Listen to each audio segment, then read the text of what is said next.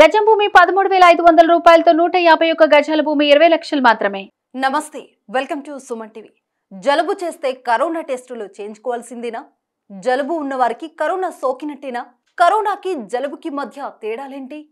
ఏది కరోనా ఏది పర్షం అన్నది ఎలా గుర్తుపట్టాలి? ఇప్పుడు అనేక మంది మదిలో మెదులుతున్న ప్రశ్నలివే. ఇది శీతాకాలం కావడం, వాతావరణంలో మార్పులతో చాలా మందికి జలుబు చేసింది.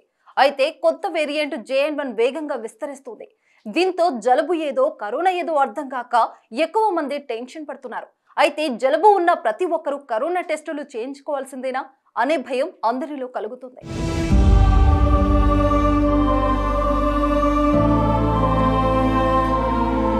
చలికాలంలో సాధారణంగా అందరి ముక్కులు కారుతుంటాయి, గొంతులో ఫ్లమ్ జామ్ అవుతుంది, చాలా మందికి దగ్గు పెరుగుతుంది, ఇంకొంతమందికి తలనొప్పి, ఒంటి నొప్పులు కూడా ఉన్నాయి.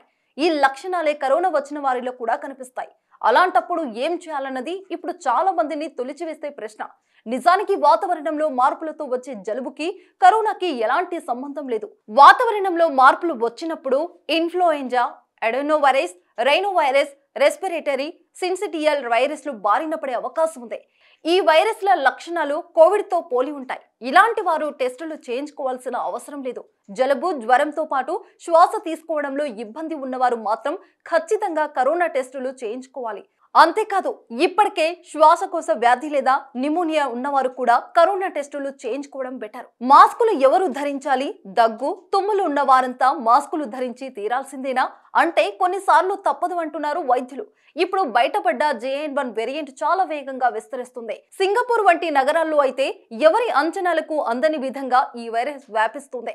మన దేశంలో కేరళలో JN1 వైరస్ ప్రభావం అధికంగా కనిపిస్తుంది. గడిచిన 9 రోజుల్లో ఇక్కడ పాజిటివ్ కేసుల సంఖ్య రెండింతలైంది. అంటే ఈ వైరస్ వ్యాప్తి ఏ విధంగా ఉందో అర్థం చేసుకోవచ్చు.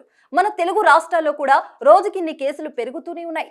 కాబట్టి రద్దీ ఎక్కువగా ఉన్న పరిసరాల్లో తిరిగేవారు తప్పనిసరిగా మాస్కులు ధరించి తీరాల్సిందే. ఇప్పటికే కర్ణాటక వంటి రాష్ట్రాలు 60 ఏళ్లు పైబడిన వాళ్ళు మాస్కులు ధరించాలని ఆర్డర్స్ వేశాయి. మన తెలుగు రాష్ట్రాల్లో కూడా అనేక పాఠశాలలు విద్యార్థులకు మాస్కులను తప్పనిసరి చేశాయి. దీంతో మాస్కు ధరించడం తప్పేమీ కాదు అంటున్నారు వైద్యులు. వ్యాక్సిన్ తీసుకున్న వారికి కూడా కరోనా వస్తుందా? కొత్త వేరియంట్ సోకుతుందా?